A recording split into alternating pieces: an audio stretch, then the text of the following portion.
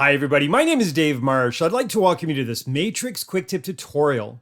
And today we're going to take a look at how to categorize your listing photos in Matrix.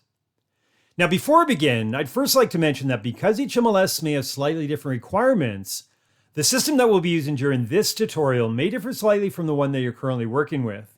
Nevertheless, the functionality is the same, and for the most part, whatever you see during this tutorial, you'll easily recognize in your own system. All right, so we're going to begin by accessing an existing listing from the Listing Manager section. Then select the Photos tab. Now, if you're not able to see additional details about your images, you'll just need to ensure that the photo type and description toggle switch has been enabled.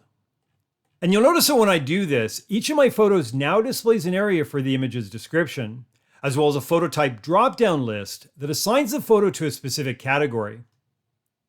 So let's go ahead and make sure that each of my photo types are correct and that the descriptions are accurate.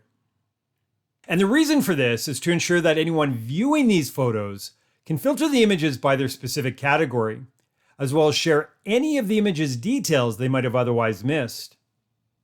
All right, so now that each of my photo types and descriptions have been reviewed, I'm now ready to update my listing. And again, for anyone viewing my listing and its images, they now have the option of exploring all of my photos, either by viewing them in order using the carousel or by choosing a specific thumbnail from the gallery. Now, beside the default All Photos tab, you may recognize some of these additional categories. And these are the exact same photo types that were assigned to our images in the Listing Manager section.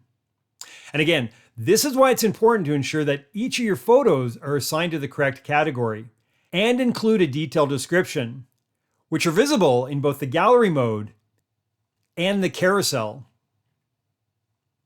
All right, well, this concludes this quick tip tutorial. I'd like to thank you for watching and hope that you can join me for another session. Take care.